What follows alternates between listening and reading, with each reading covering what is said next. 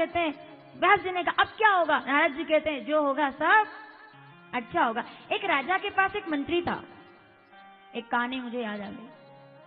एक राजा के पास एक मंत्री था, उसके दोस्त जैसा था वो, एकदम पक्का दोस्त। जहां राजा जाता वहां साथ में, 1 मिनट के लिए भी राजा को अकेला नहीं छोड़ता था। पर उसकी एक बहुत गलत आदत थी। आदत ये थी कि वो जब भी कुछ भी होता ना, वो सीधा एक ही बात कहता, बहुत अच्छा हुआ। चाहे कुछ भी हो जाए, बहुत अच्छा हुआ, बहुत अच्छा हुआ। राजा उसकी आदत से कभी कभी परेशान भी होता, बोले जब देखो अच्छा हुआ, भोजन मिले ना मिले बहुत अच्छा हुआ। कभी दुख आ जाए बहुत अच्छा हुआ, ये भी कोई बात है? मतलब यूं ही बोलते रहो बहुत अच्छा हुआ, बहुत अच्छा हुआ। तो एक दिन क्या हुआ कि राजा तलवार से कोई वो ऐसा अपना प्रैक्टिस कर रहा होगा अभ्यास के दौरान, और तलवार से उसकी एक राजा की उंगली कट गई। अब जैसे ही उंगली कटी तो ये दोस्त साथ में था और ये जोर से बोल दिया, उसको तो खून निकल रहा राजा को। सब मंत्री दौड़ रहे, रानी घबरा गई, उंगली कट गई, अलग अलग हो गई। 5 थी 4 का रह गया वो। तो उंगली कट गई और ये जोर से बोला बहुत अच्छा हुआ। राजा ने कहा इसको 50 साल से झेल रहा हूं मैं, कभी छोटे मोटे में बोले अच्छा हुआ ठीक भी है, उंगली कट गई क्यों रे, इसमें क्या अच्छा हुआ? तो कुछ नहीं पूछा ना था तो कुछ भी नहीं, इसको पहले तो जेल में डालो, जेल में डालो इसको 3 महीने के लिए, बाहर मत आने देना, दिखना मत मेरे को, दिखना मत। तो जैसे ही उसने राजा ने कहा ना कि दिखना मत, 3 महीने की मैं तुमको जेल देता हूं, उसने तुरंत कहा, फिर हंसा वो और हंस के क्या बोला, बहुत अच्छा हुआ।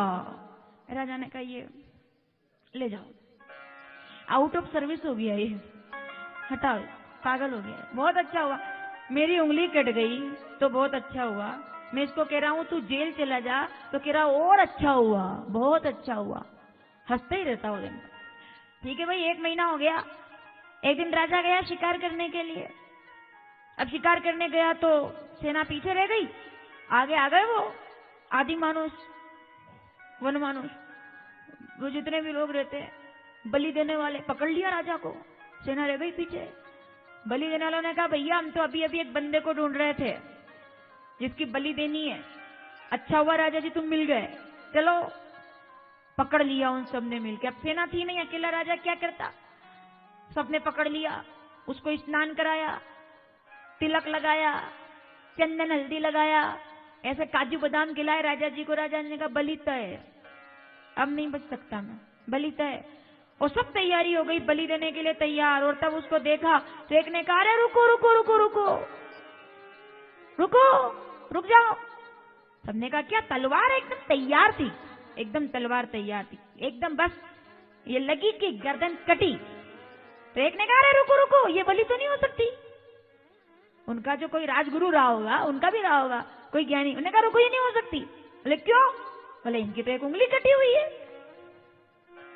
और खंडित बलि तो भगवान नाराज हो जाएंगे, स्वीकार नहीं करेगी माता जी, इसको छोड़ो, भगाओ इसको। मैंने कहा चल भगो यहाँ से, काजू बादाम का हिसाब बाद में कर लेंगे जो तुमको खिलाए, अभी भगो।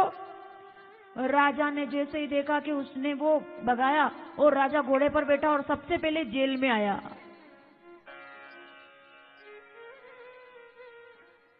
जैसे ही जेल में आया सबसे पहले उस दोस्त को गले लगा लिया। बोले भैया अब मैं समझ गया कि तूने क्यों कहा था कि बहुत अच्छा हुआ, अगर ये उंगली मेरी नहीं कटती तो गर्दन कट जाती, गर्दन कटने से तो अच्छा है कि उंगली कट जाए। तो गर्दन कट जाती, उंगली नहीं कटी, बहुत अच्छा, ये उंगली कट गई कोई बात नहीं, बहुत अच्छा हुआ, जो हुआ बहुत अच्छा हुआ। लेकिन एक बात समझ में नहीं आई। दोस्त बाहर आया, बताओ क्या बात समझ में नहीं आई? एक बात समझ में नहीं आई कि चलो मेरी उंगली कटी तो तुमने कहा कि बहुत अच्छा हुआ और मैं चला गया, लेकिन जब मैंने तुमको कहा कि मैं तुमको जेल दे रहा हूं तो भी तुम बोले बहुत अच्छा हुआ। अरे मेरा तो ठीक है, तुम्हारा क्या अच्छा हुआ? 3 महीने से जेल में पड़े हुए हो, अब भी मुस्कुरा रहे हो।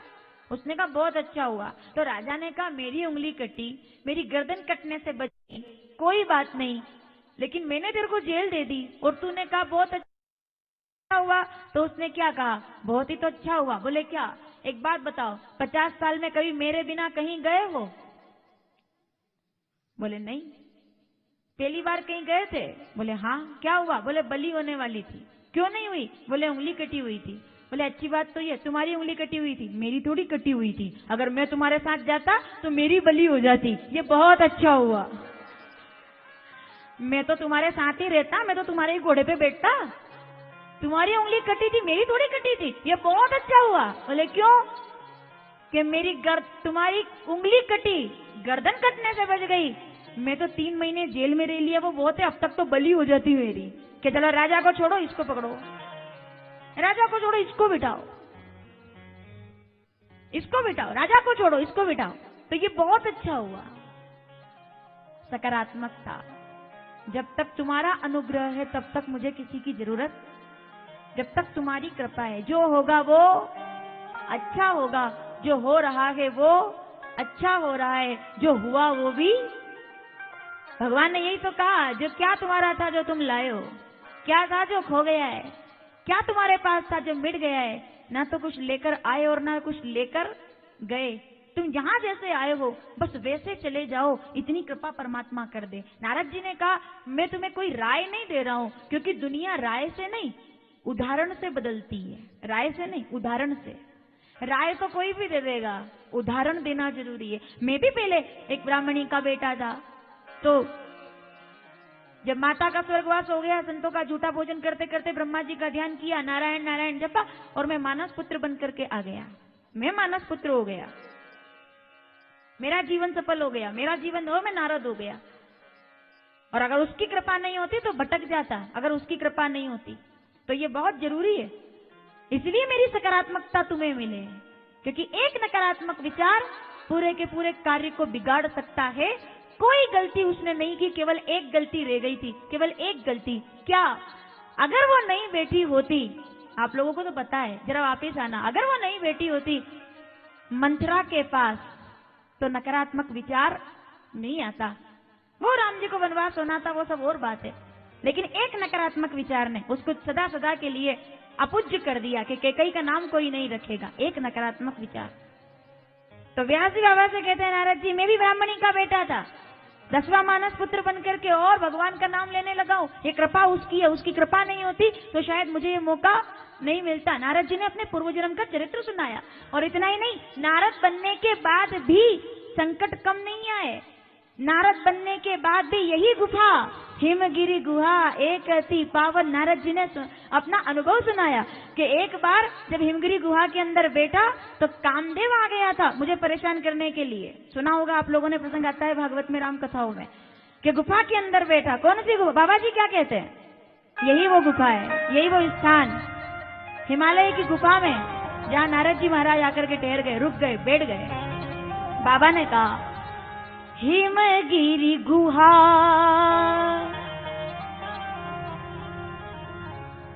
मैं अपना अनुभव सुना रहा हूं, क्या नहीं हुआ मेरे साथ भी। मेरे अंदर भी विचार बदले। बैठा हुआ था गुफा के अंदर, हिमगिरी गुहा एक अति पावन,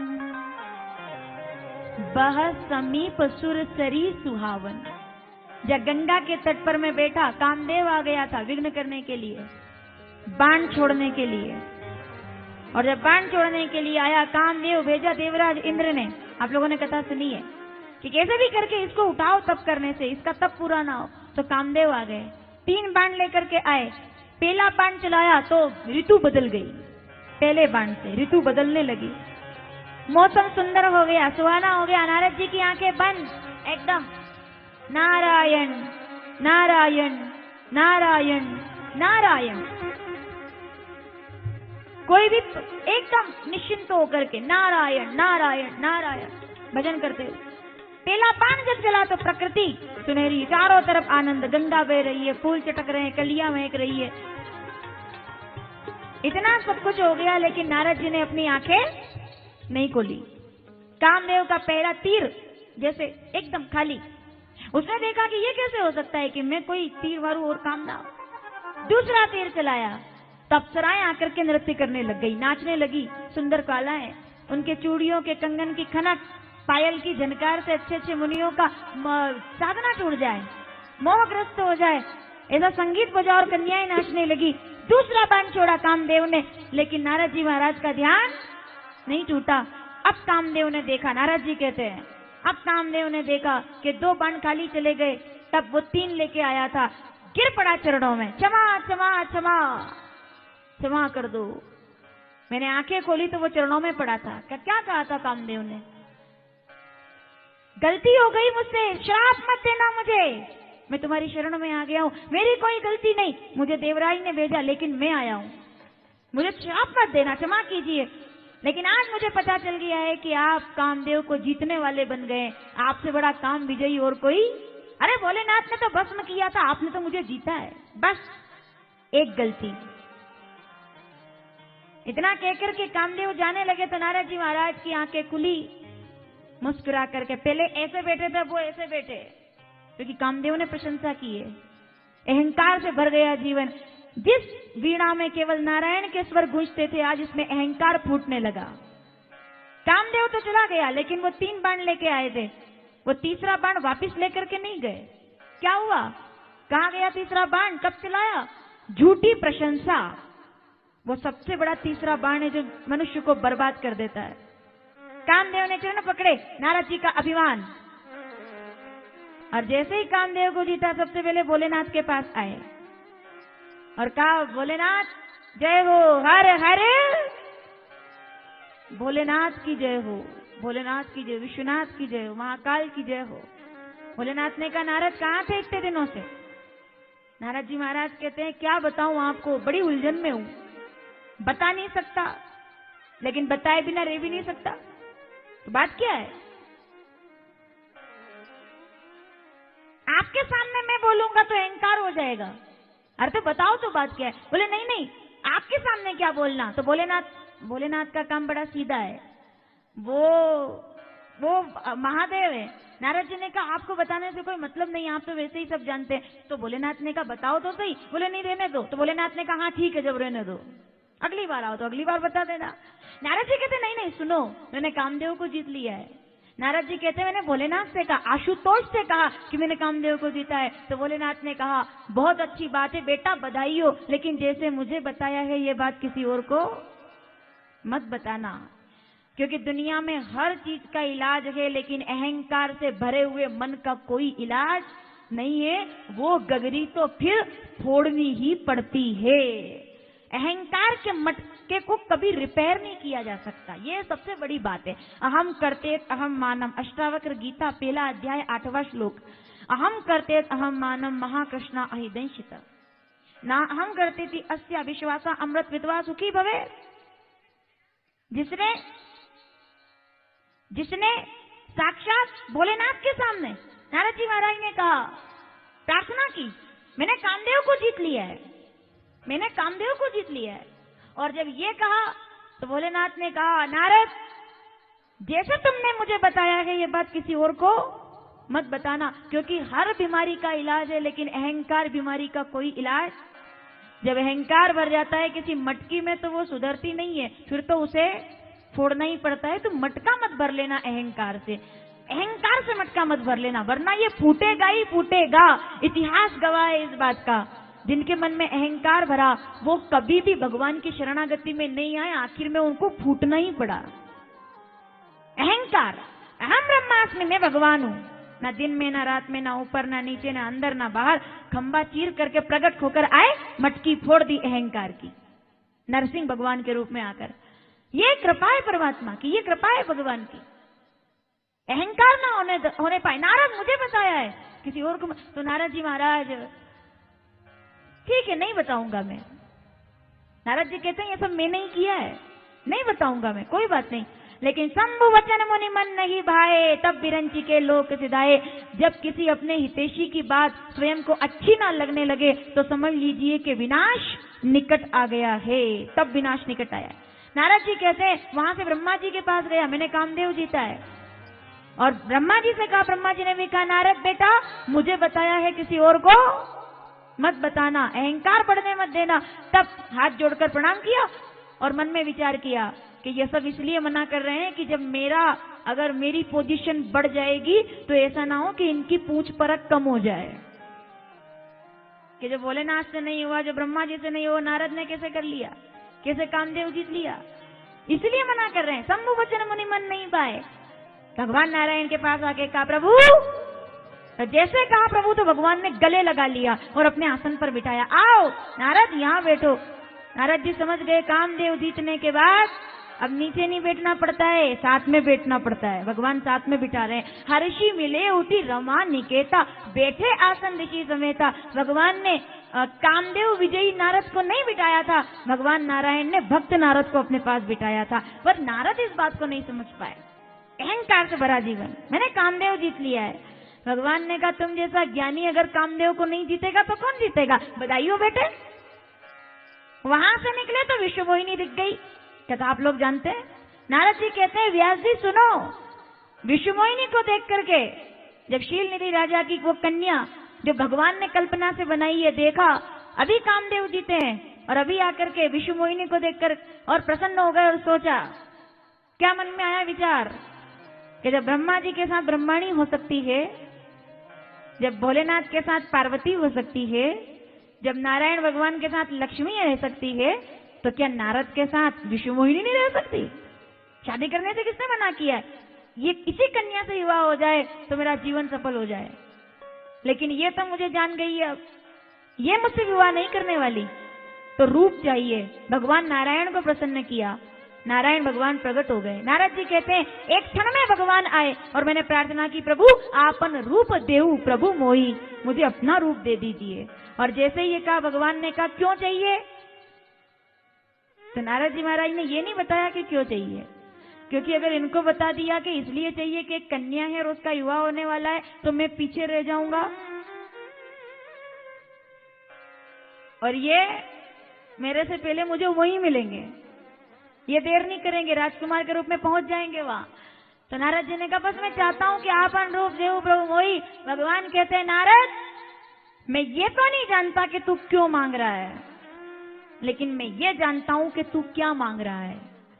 तू ये चाहता है, क्या चाहता है? बोले मेरी भलाई। भगवान कहते हैं ठीक, अगर भलाई चाहता है तो मैं तुझे अपना हरि रूप देता हूं। सुंदर रूप दूंगा तो तेरा जीवन व्यर्थ हो जाएगा, बंदर का रूप दूंगा तो तेरा जीवन संवर जाएगा, सुधर जाएगा, तेरा जीवन बन जाएगा। क्या अद्भुत कथा है ये। बंदर बना दिया अपने भक्त को। बैठ गए यहाँ कुर्सी पकड़ करके, आगे ही आगे। विश्व मोहिनी आई, बंदर देखा। नारद जी को नहीं पता कि मैं बंदर जैसा लग रहा हूँ। विश्व मोहिनी आई, बंदर को देखा, आंख बंद कर ली। ये भगवान राजाओं को बुलाया था, राजकुमारों को बुलाया था, बंदर कैसे? आगे निकल गई। कुर्सी उठाकर नारद जी महाराज दूसरी लाइन में जाकर बैठे। विश्व मोहिनी फिर आगे निकल गई 3 बार। नारद जी महाराज देखिए आप, जो नारद जी महाराज भजन करते रहते थे ये वही नारद जी हैं, थोड़ा सावधान। नारद जी कुर्सी उठा करके एक लाइन से दूसरी लाइन में बैठते हुए नजर आए। नारद जी कहते हैं व्यास जी जब भगवान विमुख हो जाता है ना, सब कुछ हो जाए लेकिन हरि कभी विमुख नहीं होना चाहिए। हरि सन्मुख रहते थे तो मैं माला जपता था, हरि सन्मुख रहते थे तो मैं महती से वीणा वादन करता था, हरि सन्मुख रहते थे मैं भगवान का नाम लेता था। हरि विमुख हो गए तो जो नारद जी बैकुंठ में जाकर नारायण भगवान की पादुका उठाते थे, भगवान के विमुख होते ही वो पंडाल में जाकर के कुर्सियां उठाने लग गए। ये बहुत बड़ी बात है। ये कथा मैं आपको इसलिए नहीं सुना रही हूं कि प्रसंग में है तो मुझे सुन। नारद जी कह रहे हैं मैं आपको बता रहा हूं कब जिंदगी में आता है वो समय आपको समझना पड़ता है। जो नारद जी शिवलोक में जाकर के कभी शिवजी के सामने करतल बजा करके नमः शिवाय ओम नमः शिवाय गाया करते थे, आज वो एक कन्या की सुंदरता के चक्कर में कुर्सियां उठाते हुए दिख रहे हैं। ये नारद है, ये नारद जी है। नारद जी कहते हैं मेरी जिंदगी का सबसे बुरा अध्याय, मेरे जीवन का सबसे बुरा अध्याय जब हरि मेरे विमुख हो गया था। वो मुझे नहीं देख रहा था, जब तक वो देख रहा था सब ठीक था, जब मुझे नहीं देख रहा था ना, हरि देखेंगे तो वैकुंठ में भगवान की पादुका उठाओगे, हरि नहीं देखेंगे तो कुर्सियां उठानी पड़ेगी। तब एक कुर्सी उठाई, तीसरी लाइन में जाके बैठे। हरि सन्मुख है तो लक्ष्मी सिर पर हाथ रखेगी, हरि विमुख है तो कन्या भी सामने से दुत्कार कर निकल रही है। बंदर क्या कर रहा है यार? हमने तो एक ही बात मांगी है भगवान से, और कुछ मिले ना मिले तेरा सन्मुख मेरा बना रहे, इतना तो करना स्वामी। हमें और कुछ नहीं चाहिए, हम नहीं चाहते ही नहीं कुछ तुमसे, तुम कुछ मत देना, इतना तो करना स्वामी। जब प्राण गोविंद नाम लेकर यह प्राण, इतना तो करना, केवल इतना। तू सन्मुख रहना, तू सन्मुख रहेगा तो हवाएं भी विपरीत होगी तो भी सब ठीक होगा। तू विमुख हो जाएगा तो अच्छे भले बैठे रहेंगे तो भी आनंद नहीं आएगा। देखो नारद जी महाराज कह रहे हैं, नारद जी कह रहे हैं मैं राय नहीं दे रहा हूं, दुनिया में राय देने वाले बहुत मिल जाएंगे, और ये तो ऐसा है कि बहुत आसानी से मिल जाएंगे। राय तो आप किसी से भी ले लो, तैयारी बैठे रहते लोग कि आप आए और इनने दी। कुछ लोगों का तो ऐसा, 2-4 लोगों को जब तक ना राय दे तब तक तो, मेरी राय से तो ऐसा है कि भैया मत जाओ, आपको मिले होंगे, बेग रखवा लिए होंगे ना। हमारी राय, बोले राय तो ये है कि मत जाओ, हमारी राय मानो तो मत जाओ, बहुत बता रहे हैं मत जाओ। आपने क्या किया? कितना अंतर है देखो। वो राय दे रहे थे मत जाओ, आपने उदाहरण दे दिया कि यहीं आओ, यहां कोई खतरा नहीं है। वो राय दे रहे थे, आपने उदाहरण दे। नारद जी कहते हैं दुनिया आपके उदाहरण से बदलती है, आपकी राय से नहीं बदलती। राय तो कोई भी दे सकता है, देना है तो उदाहरण दो, रोक तो कोई भी सकता है, करना है तो करके बताओ कि ऐसा हो भी सकता है, असंभव को भी संभव किया जा सकता है। लेकिन कब? मेरे चाहने से नहीं, उसके चाहने से। वो सन्मुख होगा तो नारद जी महाराज बड़े से बड़े संकट से निकल सकते हैं। वो विमुख हो गया तो कुर्सियां उठा रहे हैं पांडालों में कि कन्या मुझे देख ले। जो एक नजर के लिए तरसते थे नारायण की, भगवान को भूल गए, कन्या से विवाह के चक्कर में सब भूल गया मैंने भगवान को बिसार दिया। कभी ना बिसरू राम को चाहे दुनिया बिसरी जाए। विश्व मोहिनी 3 आगे तक निकल गई, 3 लाइन क्रॉस, और तभी साक्षात नारायण भगवान राजकुमार बनकर आए और कन्या ने तुरंत वरमाला डाल दी, दुल्हन ले गए लक्ष्मी निवासा। कन्या का वर्ण करके भगवान ले गए। अब वो तो विवाह करके ही चले गए नारद जी, तब तक कुर्सियां ही उठाते रहे। तो 2 गण आए वहां, बोले क्या कर रहे हो? बोले हटो जल्दी काम है, वो कन्या आने वाली है। तो 2 शिवजी के गण बोले वो तो गई, आपका कुर्सी उठा रहे हो यहाँ, वो तो गई, कोई नहीं आने वाला, वो गई। नारद जी महाराज कहते कैसे, ये कैसे हुआ? तो गणों ने कहा पहले चेहरा तो देखो, दर्पण दिखा दिया, सबसे खतरनाक काम दुनिया में दर्पण दिखाना, तुरंत श्राप दे दिया। बोले भगवान को तो बाद में देखूंगा, सबसे पहले तुम दोनों राक्षस बन जाओ, भगवान को बाद में देखूंगा, पहले तुम राक्षस बनो, दोनों राक्षस हो जाओ। श्राप दे दिया उनको। और अब तो किटकिटाते हुए और भगवान पर इतना क्रोध करके सामने आए, तो बीच ही पंथ मिले धनुजारी, संग रमा सोई राजकुमारी। और भगवान से कहा बड़े छलिया हो तुम, धोखा देते हो, मुझे बंदर बना दिया, मैं श्राप देता हूँ। एक भक्त का भगवान को श्राप। नारद श्राप दीन। व्यास जी कहते हैं, सुनो, व्यास जी से नारद जी कह रहे हैं सुनो महाराज, धरती डल गई मेरे श्राप से, मैं श्राप देता हूँ। क्या? कभी आकृति तुम की न हमारी, जैसे तुमने मुझे बंदर बनाया है, करई की इस सहाय तुम्हारी। ये बंदर जब तक सहायता नहीं करेंगे तब तक तुम्हारा काम नहीं होगा। और मम अपकार कीन तुम वारी, मैं रो रहा हूँ, तड़प रहा हूँ, एक दिन आएगा जब भरा जंगल भी होगा, घना जंगल भी होगा, तुम्हारा भाई भी तुम्हारे साथ होगा, तुम्हारा इष्ट भी तुम पर कृपा करेगा। लेकिन जैसे मैं नारी के लिए तड़प रहा हूँ, तुम भी अपनी पत्नी के लिए तड़पोगे, तुम भी रोओगे जैसे मैं रो रहा हूँ, जैसे मैं रोया हूँ वैसे तुम रोओगे। मम अपकार कीन तुम बारी, नारी विरह तुम हो दुकारी। भगवान ने कहा नारद मैं स्वीकार करता हूँ, सब स्वीकार, सब हरि माया दूर निवारी, नहीं तो रमाना मटका फूटा। नारद जी महाराज एकदम कोमल, जैसे कोई स्नान करके और तप्त कुंड में से बाहर, एक नारद कुंड भी है वहां पे, देखा है? नारद कुंड देखा है वहां पे? जैसे कुंड में से बाहर निकल के आ गए। जैसे हम जब पानी देखते हैं गर्म कुंड का तो ऐसा लगता है ये तो बहुत गर्म है, एक बार अंदर जाने के बाद फिर तो वो तो नारद जी महाराज जैसे तप्त कुंड में से बाहर निकल आए और भगवान के पैर पकड़ के कहा, महाराज मृषा होई मम श्राप कृपाला निज इच्छा यह दीन दयाला, ये मटका फूट गया है और मैं निर्मल होकर के आपकी शरण में आ गया हूँ, सारे श्राप झूठे कर दो और मुझ पर कृपा कर दो। भगवान ने कहा, नारद दुख इस बात का नहीं है कि तुमने मुझे श्राप दिया है, खुशी तो इस बात की है कि जो नारद मेरे विमुख हो गया था वो वापिस मेरे सन्मुख आकर बैठ गया है, क्योंकि बिना भक्त के तो भगवान भी जो विमुख हो गया था, कामदेव तुमने जीता ही नहीं कभी। भोलेनाथ की गुफा में जहां तुम बैठे थे उस गुफा को वरदान है कि जो कोई आकर बैठेगा कामदेव उसको नहीं जीत सकता। अहंकार तुम्हारा फूट गया, तुम सामने आ गए। नारद जी महाराज कहते हैं, प्रभु अब कृपा करो कि कभी ये अहंकार की बीमारी लगे ही नहीं, ये बीमारी कभी ना लगे। नारद जी कहते हैं, व्यास जी महाराज आप क्या दुखी बैठे हो? जैसे ही मैंने भगवान को प्रणाम किया, भोलेनाथ का ध्यान किया, मेरे सारे दुख सारे कष्ट दूर हो गए, मैं उजला हो गया।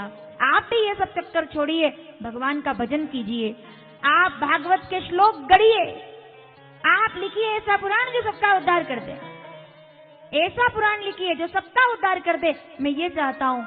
नारद जी ने उपदेश दे दिया, अगर कहीं जाना है तो केवल भगवान की शरण में, केवल परमात्मा की शरण में, और कहीं नहीं, केवल तेरे चरणों तक मैं पहुंच सकूं, इससे ज्यादा मुझे और कुछ नहीं चाहिए। नारद जी ने उपदेश किया, व्यास जी प्रसन्न हो गए, सकारात्मकता आ गई जीवन में और भागवत महापुराण की रचना कर दी। बोलिए श्रीमद् भागवत महापुराण की, व्यास जी महाराज की, नारद जी महाराज की।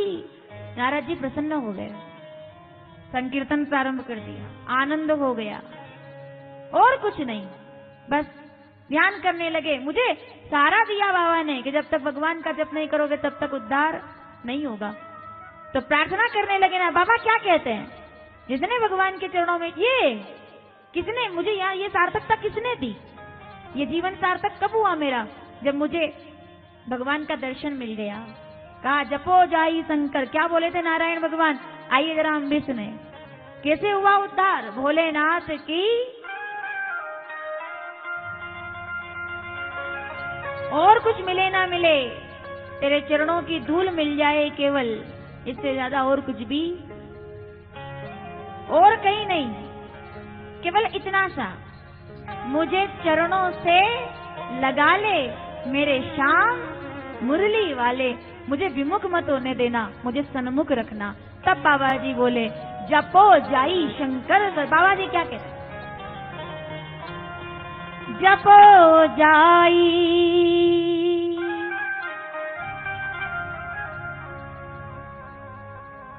उसकी कृपा के बिना कुछ भी मिलने वाला है ही नहीं, वो ही कृपा कर सकता है, उसका सन्मुख होना जरूरी।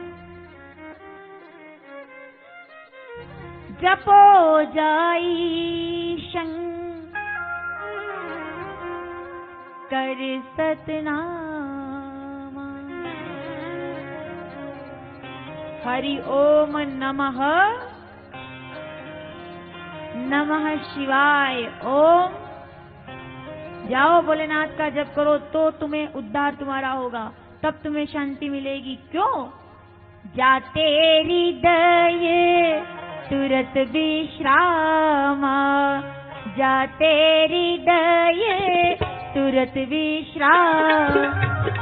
श्री राम जय राम जय जय राम, श्री राम जय राम जय जय राम, श्री राम जय राम जय जय राम, श्री राम जय राम जय जय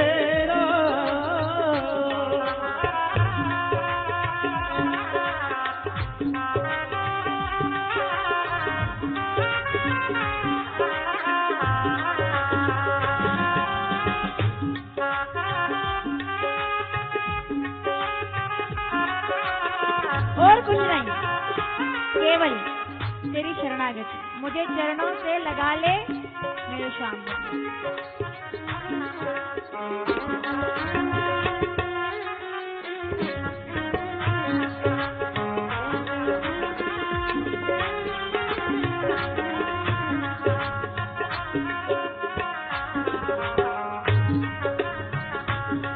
मुझे चरणों से लगा ले मेरे श्याम मुरली वाले, मुझे चरणों से लगा ले मेरे श्याम मुरली वाले।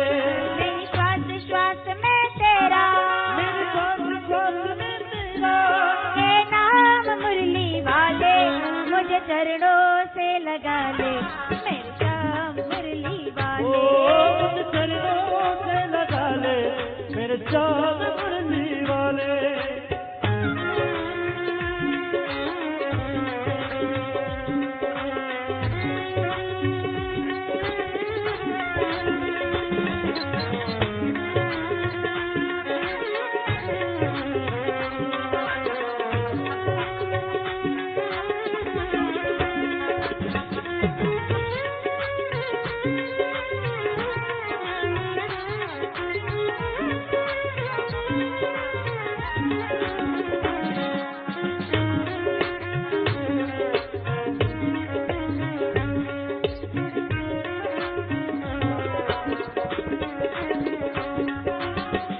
पतझड़ है मेरा जीवन बन के बाहर आजा, पतझड़ है मेरा जीवन बन के बाहर आजा। सुन ले पुकार का नाम बस एक बार आजा, सुन ले पुकार का नाम बस एक बार आजा। पतझड़ है मेरा जीवन बन के बाहर आजा, सुन ले पुकार का नाम बस एक बार आजा। सुन ले पुकार का नाम बस एक बार आजा। बिगड़े बनाए तुमने, बिगड़े बनाए तुमने सब काम मुरली वाले। हो मुझे चरणों में लगा ले मेरे श्याम मुरली वाले, मुझे चरणों से लगा ले मेरे श्याम मुरली वाले।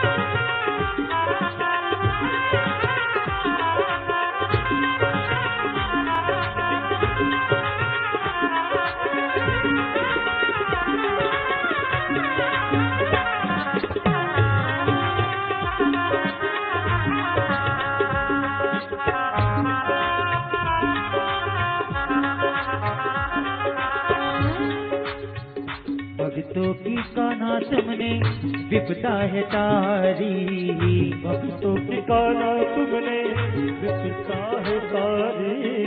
मेरी भी बाह पकड़ो बाके बिहारी, मेरी भी बाह पकड़ो बाके बिहारी। भक्तों की काना तुमने विपदा है तारी, मेरी भी बाह पकड़ो बाके बिहारी। मेरे भी बाह पकड़ो बाके बिहारी। बेचैन दिल के तुम ही, बेचैन दिल के तुम ही, आराम मुरली वाले। मुझे चरणों से लगा ले श्याम मुरली वाले, चरणों से लगा ले घनश्याम मुरली वाले।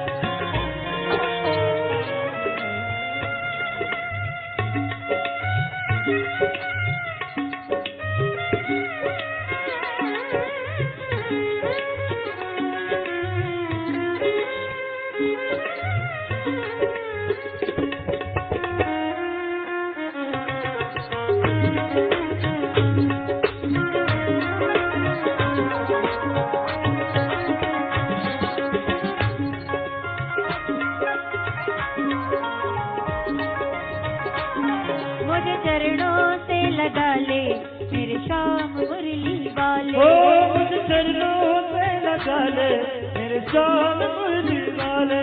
मेरी श्वास श्वास में तेरा, मेरे श्वास श्वास में तेरा नाम मुरली वाले। मुझे चरणों से लगा ले घनश्याम मुरली वाले। चरणों से लगा ले मेरे श्याम मुरली वाले।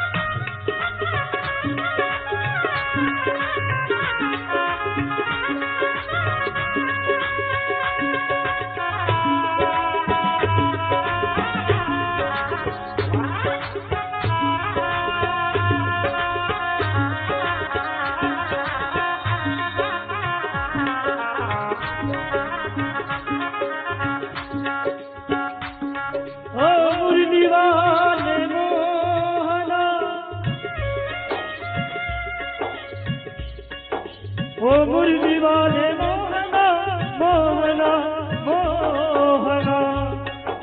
ओ मुरली वाले मोहना तेरी मुरली ने बजा।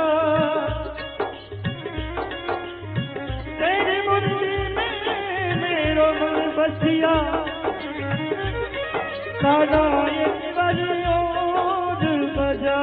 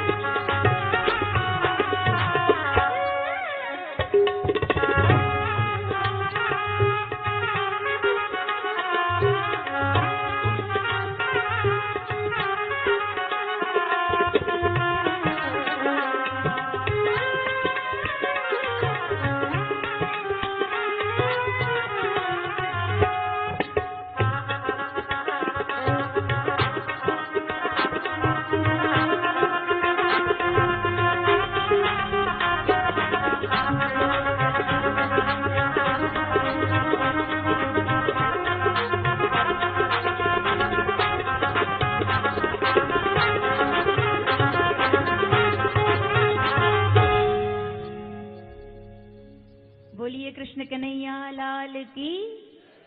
मुझे चरणों से लगा ले मेरे श्याम मुरली, मेरी श्वास श्वास में तेरा है नाम, मुरली वाले मुझे चरणों से लगा ले। एक शब्द ने जीवन बदल दिया नारद जी महाराज के, व्यास बाबा का, कि कहाँ आप उदास होकर बैठे, भागवत की रचना की थी। तब प्रेरित होकर के श्रीमद् भागवत महापुराण की रचना हुई। ऐसी कथा जो भवसागर के लोगों को तारने वाली हुई, ऐसी कथा जिसने लोगों को तार दिया। और उस कथा में जब प्रवेश किया, अद्भुत है ये कथा। तो पूछ रहे 88,000 महात्मा कि ये कथा तो बड़ी अद्भुत रही होगी। ये कथा 12 स्कंदों से सजी हुई, और इतनी बड़ी कथा हर व्यक्ति क्या कलयुग में 1-1 महीने 2-2 महीने तक सुन सकता था?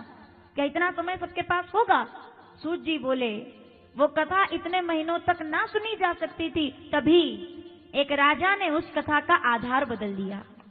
एक ऐसे राजा का जन्म हुआ जिसने बरसों तक चलने वाली कथा को 7 दिन में समेट करके हमारे लिए ऐसी गंगा प्रकट कर दी कि जो 1-1 महीने तक बैठकर कथा नहीं सुन सकते, वो 7 दिन भी पंडाल में आकर बैठेंगे तो भी उनका उद्धार हो ही जाएगा। ये कथा उद्धार कर देगी। ऐसी कथा की रचना हुई। कौन है वो राजा? राजा परीक्षित। परीक्षित जी के जन्म की कथा का कौन है परीक्षित? हम लोगों ने बहुत बार कथा, महाभारत कथा।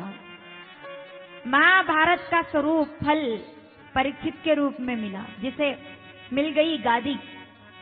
5 पांडव 100 कौरव। हम सभी लोगों ने कथा लगभग ये सुनी है, और महाभारत तो मेरा सबसे प्रिय, आप तो सभी लोग जानते ही हैं, सबसे अथ श्री महाभारत कथा। कथा है पुरुषार्थ की, स्वार्थ की, परमार्थ की, सारथी जिसके बने श्री कृष्ण भारत पार्थ की। शब्द दिग्घोषित हुआ जब सत्य सार्थक, सर्वदा अथ श्री महाभारत यदा यदा धर्म। याद है ना, जब गूंजती थी ये आवाज टीवी पर, जाम हो जाते थे रास्ते। आपने भी वो जमाना देखा है? हमें तो अब भी वो गुजरा जमाना याद आता है। वो समय याद है आपको, जब रोड बंद हो जाते थे, जब महाभारत और रामायण टीवी पर आती थी? क्या कभी कोई कर्फ्यू लगा होगा और क्या कोई रोड जाम हुए होंगे? आज कितने करोड़ों की कोई मूवी बना दे, फिल्म बना दे, किसी पिक्चर में, किसी मूवी में, चाहे 100 करोड़ के बजट की मूवी बन जाए, किसी पिक्चर में इतनी ताकत नहीं है। और एक बार नहीं, चलो ठीक है, कोई मूवी बड़े बजट की बने तो 100 करोड़ कमा ले, 200 करोड़ कमा ले, लेकिन टीवी पर जब भी आएगी, एक बार देखने के बाद, 2 बार देखने के बाद लोग चैनल बदल देंगे। लेकिन रामायण तो आज भी अगर टीवी पर शुरू हो जाए तो आज भी रोड पर जाम लग जाता है कि रामायण आ रही है। महाभारत जब आवाज आती थी महाभारत की, क्या वो समय, पुरानी महाभारत, जो पुराने समय के लोगों ने जब निर्माण किया महाभारत, अथ श्री महाभारत कथा, उसके पात्र, उसके डायलॉग, उसका विषय, क्या गजब अद्भुत। पहले और कम खर्चे में एक ऐसा रूपांतरण किया पर्दे पर कि लोग देखते तो लगते थे कि महाभारत वहां नहीं, हमारे यहीं चल रही है। अथ श्री महाभारत। परीक्षित जी के जन्म की कथा आ रही है। 5 पांडव 100 कौरव, भयंकर युद्ध, आप सभी लोगों को पता है। लेकिन मैं आपको युद्ध के बारे में केवल नहीं बताऊंगी, ठीक है? वो तो 100 कौरवों ने कह दिया दुर्योधन ने कि भाई 1 तिल बराबर भूमि भी तुमको नहीं देंगे। तो पांडवों ने कहा कि भाई 5 गांव दे दो, नहीं माने, कोई बात नहीं, सब ठीक है। युद्ध की बात आ गई, युद्ध होगा। द्रौपदी चीरण की घटना घट गई, लाक्षागृह की घटना घट गई, अति हो गई। तो उन्होंने कहा जरूरत से ज्यादा अन्याय सहना भी पाप होता है, जरूरत से ज्यादा अन्याय सहना भी पाप होता है। तब युद्ध की बात हुई, महाभारत युद्ध हो गया, ठीक है। लेकिन आप जानते हैं कि आप कौन सी जगह पर बैठे हुए हैं? बद्रीनाथ धाम में सबसे बड़ी बात क्या है? स्वर्ग की सीढ़ी यहीं से शुरू होती है, स्वर्ग का रास्ता यहीं से शुरू होता है। आप लोगों ने तो सुना होगा, 5 पांडवों ने यहीं से यात्रा प्रारंभ की थी स्वर्ग के लिए।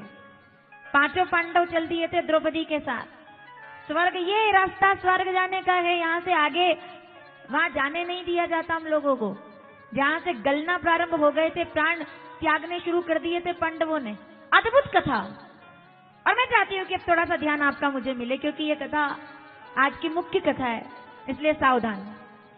इतना बड़ा युद्ध जीतने के बाद पांचों पांडव सब कुछ अपना सब कुछ जीतने के बाद, और जब भगवान चले गए अपने लोक को गमन कर गए, तब पांडवों ने कहा हमें दुनिया में नहीं रहना, जब तक कन्हैया है तब तक हमें, जब कन्हैया नहीं तो ये राज्य हमारे किसी काम का नहीं है। तो वो चल दिए। अब चल दिए तो कितने लोग चले? 5 पांडव, द्रौपदी, कितने लोग चले? 7 लोग, 7 जीव जा रहे हैं वापिस। चलो, 7 की यात्रा प्रारंभ हो गई। 7 जा रहे हैं ऊपर, 7 पगडंडी है ये स्वर्ग की। सावधानी से सुनना इस बात को।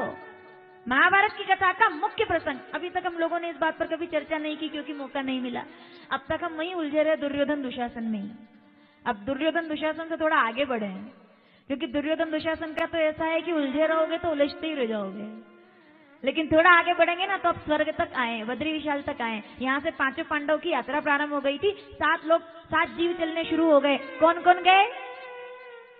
धर्मराज युधिष्ठिर, भीम, अर्जुन, नकुल, सहदेव, देवी, द्रौपदी, वो भी साथ में जा रही है। 7 लोग जा रहे हैं। आप कहोगे ये तो 6 ही हुए, ये तो 6 ही हुए, चले जा रहे थे, चले जा रहे हैं। अब थोड़ा सुनना ध्यान से। 7वें का नाम मैं आपसे आगे पूछूंगी, मैं जब पूछो तब बता देना, मैं तो भूल गई। ठीक से सुनना। 7वां जीव भी साथ में है। जा रहे हैं, देखा तो जब चले आगे तो सबसे पहले देवी द्रौपदी, उनका शरीर गल गया। देवी द्रौपदी गली तो धर्मराज ने देखा ये क्या, युधिष्ठिर ये क्या, इनका समय हो गया था तो ये। फिर उनके बाद भीम, फिर अर्जुन, फिर नकुल, फिर सहदेव, एक के बाद एक सब, क्योंकि आए हैं तो जाने ही है, सब कुछ छोड़ करके जा रहे थे। 4 पांडव गल चुके हैं, द्रौपदी गल चुकी है। अब भी रास्ता सफर जारी है 2 लोगों का, 2 जीवों का। कौन चल रहा है? युधिष्ठिर चल रहे हैं। और धीरे से पीछे देखा तो कोई भी टुगुर मुगुर करके चल रहा है। कभी जीवान बाहर निकालता है, कभी देखता है, कभी इधर कभी उधर, चलता जा रहा है, चलता जा रहा है। धर्मराज ने देखा ये कौन आ रहा है, कौन आया?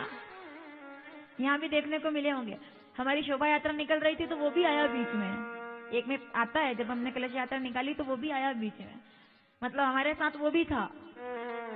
सुनना ध्यान से। कौन आया? धर्मराज धीरे से देखा, कौन आ रहा है भाई? क्या देखा? एक कुत्ता पीछे पीछे चल रहा है, एक कुत्ता साथ में धर्मराज युधिष्ठिर के। सब गल गए, रास्ता खतरनाक होता गया। और गजब का प्रसंग है ये, अद्भुत। मतलब मुझे महाभारत तो पूरी वैसे ही अच्छी लगती है, क्योंकि उसमें तो बहुत कुछ बोलने की, लेकिन ये प्रसंग मुझे यहां से अच्छा लगा। युधिष्ठिर ने देखा कुत्ता साथ में चल रहा है तो थोड़ा सा वो आगे जाकर रुक गए। जब देखा कि पहाड़ अब बढ़ गए, अब खतरा बढ़ गया है, अब देखा कि अब बिल्कुल मृत्यु तय है, अब बिल्कुल कुछ भी हो सकता है, जगह जगह बर्फ है, गड्ढे में गिरने का डर है, तो धर्मराज रुक गए और कुत्ते को देख करके कहा भाई अब तू रुक जा, अब तू रुक जा, अब तू यहाँ से आगे नहीं जा सकता, तुझे नहीं जाना है, तू अब तू यहीं रहना। तू पशु है, तू जानवर है, आगे संघर्ष ज्यादा है, मैं तुझे आगे लेकर नहीं जाऊंगा, तू यहीं रहना, अब तू नहीं जाएगा।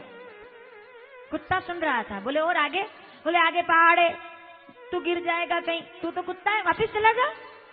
क्यों आ रहा है तू मेरे पीछे पीछे? अरे देख, जिसके धनुष से पूरी दुनिया कांपती थी वो धनुर्धर भी नहीं रहा, जिसकी गदा से पूरा जमाना कांपता था वो गदाधर भीम भी नहीं रहा, जिसकी सुंदरता के सामने कामदेव नतमस्तक होते थे वो नकुल भी नहीं रहा, जिसके ज्ञान के सामने वेद भी हार जाए वो सहदेव भी नहीं रहा। तू तो कुत्ता है, कुत्ता है तू, तू रुक जा, अब तू नहीं जा सकता, चल जाओ। ये आज की प्रवृत्ति नहीं है, कई बार आप देखना आपके घर के आसपास भी अगर कोई ऐसा कुत्ता है जिसको आप 2-4 दिन रोटी डाल दोगे तो जहां भी जाओगे वो पीछे पीछे। मेरे खुद के मोहल्ले में है एक, वो इंतजार करती है 7 दिन तक हमारा। उसको भी क्या मालूम होगा कि बद्री विशाल में जाके मेरी याद आएगी इनको, यूं ही तर गई वो तो।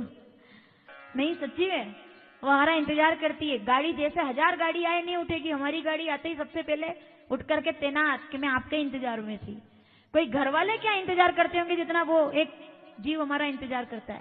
सच्ची बता रही हूँ मैं आपको, हमारे मोहल्ले में है तो वो दौड़ती रहती है दिन भर पीछे। योग करने के लिए जाते हैं, सुबह घूमने जाते हैं, और कोई साथ आए ना आए, वो आधे किलोमीटर तक साथ रहती है, पूरे परिवार के साथ, सबके साथ चलती है, साथ रहती है। तो जैसे ही धर्मराज ने देखा, उन्होंने कहा बस चलो अब तुम यहां से वापस जाओ, भगा दिया, जाओ यहां से, अब तुम्हें इसके आगे नहीं जाना है। कथा के बाद इस कथा के बारे में बात जरूर करना कि मैंने क्या बोला था आपसे आज। वहां जब बाहर बैठोगे ना तो मेरी खिड़की में से दिखता है सब, मैं देखूंगी कि कौन क्या बात कर रहा है। कल नमक मिर्ची मत देखते रह जाना, ये बात करना क्या सुना आपने, नहीं तो सब बेकार हो जाएगा, ढंग से सुनना। वो भगाने लगे धर्मराज, तू जा यहाँ से। युधिष्ठिर ने कहा तू नहीं जा सकता रे भाई, तू मासूम है, तू तेरी क्या गलती, तू तो जा, गल जाएगा जाने का, बड़े बड़े लोग नहीं रहे।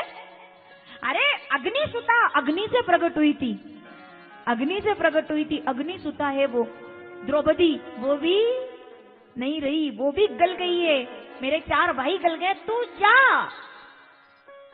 कुत्ते ने कहा मैं तो चला जाऊंगा, लेकिन एक बात का जवाब दो। सावधान, एक बात का जवाब। बोले क्या? इतने दिन से क्या कर रहे थे आप? बोले युद्ध कर रहे थे, लड़ रहे थे। किसके लिए? बोले कुर्सी के लिए, शासन के लिए। इतने लोगों का खून बहाया, इतने सैनिक मारे गए, इतनी बड़ी महाभारत हो गई, इतना युद्ध हुआ, किसके लिए? बोले सिंहासन के लिए। तो ऐसा क्या हो गया कि इतना युद्ध जिसके लिए किया, इतना संघर्ष किया, एक झटके में तिनके की तरह छोड़ करके सब जा रहे हो। मेरा तो छोड़ो, तुम बताओ तुम क्यों भाग रहे हो? तुम क्यों जा रहे हो भाई? विद्वान लोग ध्यान देना, तुम क्यों जा रहे हो? तुम्हारे पास तो सब कुछ था, क्यों महाभारत की? बोले कुर्सी के लिए। तो बैठो ना कुर्सी पर जाकर, भाग क्यों रहे हो? तो युधिष्ठिर ने क्या कहा कि संघर्ष था, महाभारत थी, सब कुछ था, लेकिन कन्हैया साथ में था। राज्य है, सिंहासन है, कदम कदम पर फूल है, सब कुछ है, लेकिन अब कन्हैया साथ में नहीं है, तो हमें ऐसी गादी की जरूरत नहीं है, इसलिए सब छोड़ करके जा रहे हैं। अब भगवान की कृपा नहीं रही, वो नहीं रहे, कृपा नहीं रही, हम जीकर क्या करेंगे, इसलिए हम जा रहे हैं। पर तू क्यों? तू तो जाना, सब कुछ था हमारे पास, क्या नहीं था? क्या नहीं था युधिष्ठिर के पास? सत्ता मिल गई, इतने बड़े राजसूय यज्ञ कर दिए, अर्जुन जैसा भाई, भीम जैसा भाई, नकुल सहदेव जैसे भाई, सब कुछ छोड़ करके चल दिए। क्यों? क्योंकि जमाने की दौलत है, संघर्ष कितना भी हो, लेकिन कन्हैया साथ में है तो सब ठीक है। कितनी भी दौलत हो, अगर कन्हैया साथ में नहीं है तो विविध संतुता यत्र। श्रीमद् भागवत कथा, क्या गजब का अद्भुत श्लोक है वो। 8वां अध्याय 25वां श्लोक जरूर पढ़िएगा। जमाना साथ में, विपदा संतुता शश्वतत्र जगत गुरु, क्या बोली थी वो पल्ला फैला करके? मैं चाहूंगी ये श्लोक आप जरूर पढ़ेंगे, मुझे विश्वास है आप जरूर पढ़ेंगे। 8वें अध्याय का आप 22वां श्लोक पढ़ोगे तो उसमें आपको स्तुति आएगी कि भाई ठीक है, नमो पंकज नाभाय, नमो पंकज मालिने, ये 22वां श्लोक है। लेकिन 25वां श्लोक बड़ा गजब है, लिख लेना, जिसमें कुंती ने स्तुति की है कि विविधा संतुता तत्र शश्वत तत्र जगत गुरु भवतो ना पुनः दर्शनात्। वो झोली फैलाकर खड़ी थी, मुझे दुख चाहिए। क्यों दुख चाहिए? बोले सुख में तो दुनिया साथ रहती है, लेकिन दुख में तो कन्हैया साथ रहता है। जगत की दौलत थी, क्यों जा रहे हो? कुत्ता पूछ रहा है धर्मराज से। ये बड़ा प्यारा प्रसंग है, मुझे ये प्रसंग सबसे अच्छा, समय कम है लेकिन मैं चाहती हूँ कि आप ढंग से सुनेंगे। इतना सब कुछ जीता आपने और सब छोड़कर जा रहे हो। युधिष्ठिर ने कहा सब कुछ है आज, लेकिन भगवान की कृपा नहीं रही ना, इसलिए हम सब छोड़कर जा रहे हैं। अब कुछ नहीं बचा, अब कुछ नहीं बचा, सब खाली हाथ जा रहे हैं, कुछ लेकर नहीं जा रहे। इतना युद्ध हुआ, इतनी लड़ाई हुई, इतना झगड़ा हुआ, इतना खून बहा। कुत्ते ने कहा जब इतना अगर छोड़कर ही जाना था तो लड़े क्यों?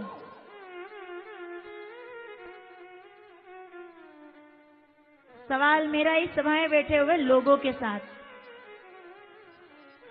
इतनी बड़ी ठोकर क्यों खाई कि गिरने लगे? यहां आकर के गिरे हैं 5 पांडव, ठीक है, यहां आकर गिरे हैं 5 पांडव, सीधी बात है ये, मेरी कथा पर ध्यान रखना। यहां आकर गिरे हैं 5 पांडव। आप कहोगे गिरना तो बुरा ही होता है, कैसे भी गिरो। तो कुत्ता पूछ रहा है इतना युद्ध क्यों, इतना सब कुछ हुआ, इतनी ठोकर खाई तो गिरे क्यों। युधिष्ठिर ने गजब की बात कही। मतलब इसके ऊपर मेरी पूरी कथा इस 2 लाइन पर आप समर्पित मान लेना। क्या बोले युधिष्ठिर कि गिरे तो हम भी हैं और गिरे तो वो भी हैं जिन्होंने युद्ध किया। कौरव, धृतराष्ट्र, दुर्योधन, दुशासन, वो भी गिरे, हम भी गिरे, दोनों के गिरने में अंतर क्या है। अरे ठोकर खा करके गिरना अच्छा है, किसी की नजर से गिरना अच्छा नहीं है। ठोकर से गिर जाना, नजर से मत गिरना। वो नजर से गिरे, हम ठोकर से गिरे हैं। ठीक लगी आपको बात? ठोकर से गिरो, 10 बार गिरो।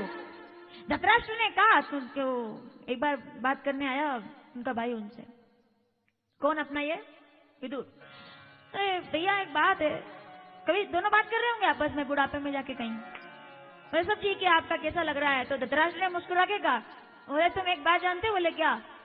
कि मैं अंधा हूं। बोले वो तो जग जाहिर है, सब जानते हैं, तुम अंधे हो, लेकिन तुमने एक मेरी विशेषता देखी। बोले क्या? कि आंख वाले तो फिर भी गिर जाते हैं, मैं अंधा होने के बाद भी गिरा नहीं। पढ़ो कभी समय निकाल के विदुर नीति।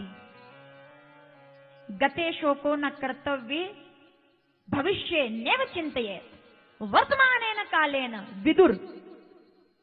मैं जितना बोलूंगी प्रसंग बढ़ता जाएगा, इसलिए सुनना। विदुर से कहा धृतराष्ट्र ने हंस के, कभी मतलब सब कौरव सब मर गए और फिर भी वो बैठे थे, कभी तो उन्होंने हंस के कहा, बोले विदुर सब बात तो ठीक है, लेकिन मेरे को एक बात का नाज है। बोले क्या?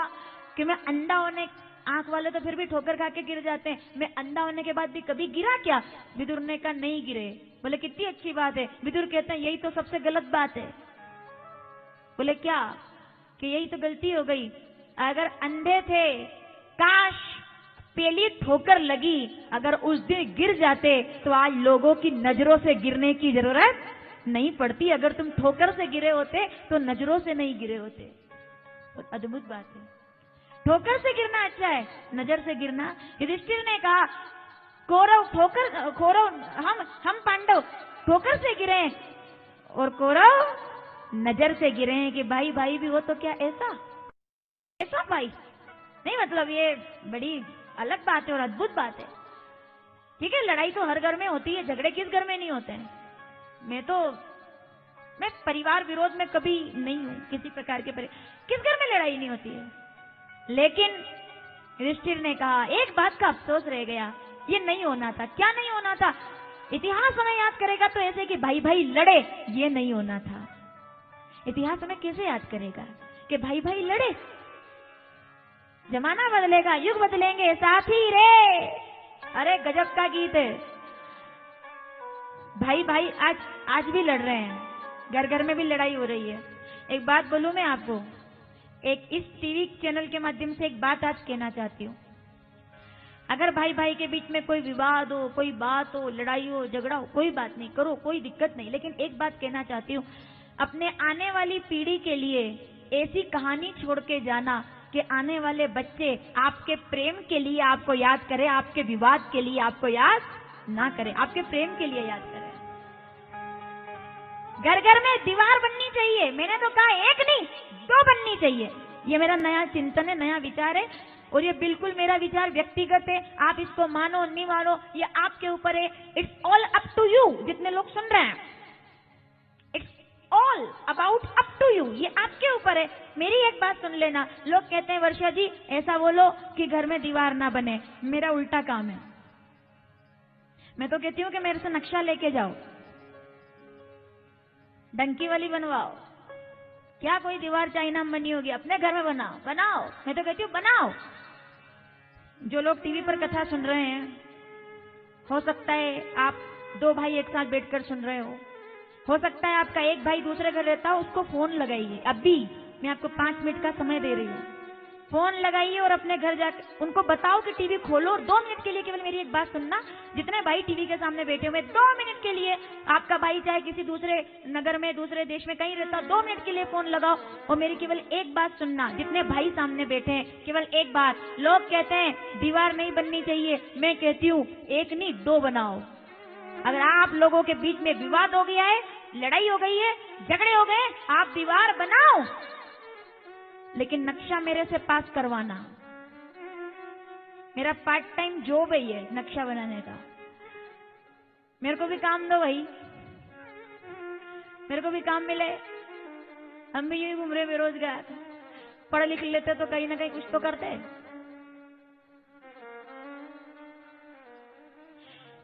काम गैर जरूरी है जो सब करते हैं। ये तुम्हारी लाइन थी कल की, अब तो कुछ और ढूंढना।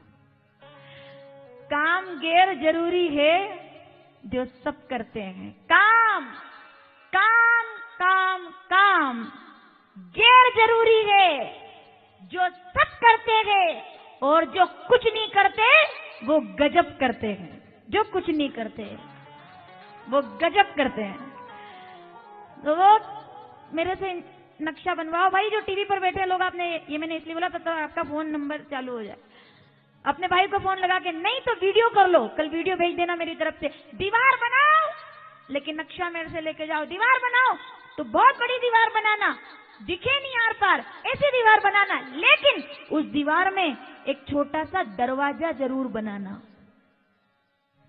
मैं अगर ठीक सभा में जितने बुजुर्ग और विद्वान लोग अगर मेरा ये 26-27 साल का छोटा सा चिंतन आपके सामने रख सकूं मैं परिवार को लेकर, तो मुझे अपना आशीर्वाद देना आप।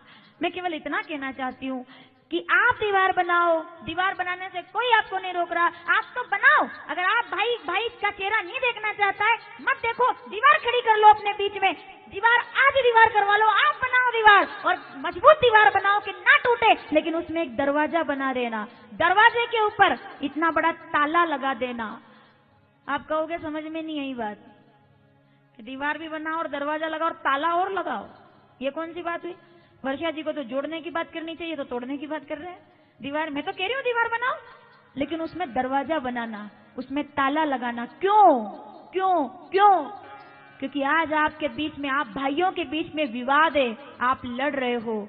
कल आपके जब बच्चे होंगे, आपके भाई के बच्चे होंगे, आप में विवाद है। हो सकता है आपके बच्चों के बीच में कभी प्रेम हो जाए और जिस दिन जरूरत पड़े वो ताला तोड़ करके एक दूसरे को स्वीकार कर ले कि अपने घर के बड़े गलती कर गए, अपन तो सब कुछ ठीक कर सकते हैं ना। क्या गलत बात बोली मैंने? जरा तालियों से बता दो एक बार। दूर कभी, मेरे भाई, मेरे परिवार के लोग, इस पूरी दुनिया के परिवार के लोग, दूर कभी कर दे जो मजबूरी, वो दूरी तो होगी नजर की दूरी।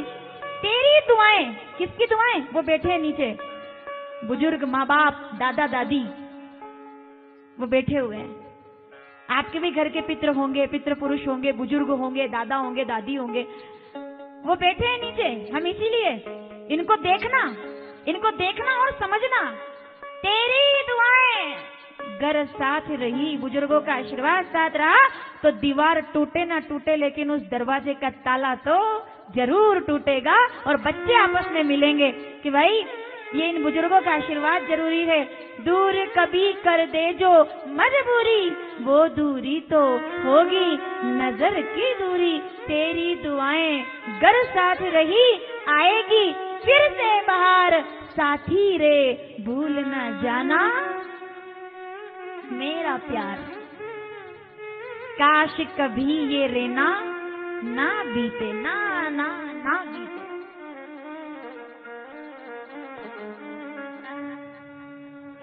काश कभी ये रेना ना बीते, प्रीत का ये पैमाना कभी ना रीते।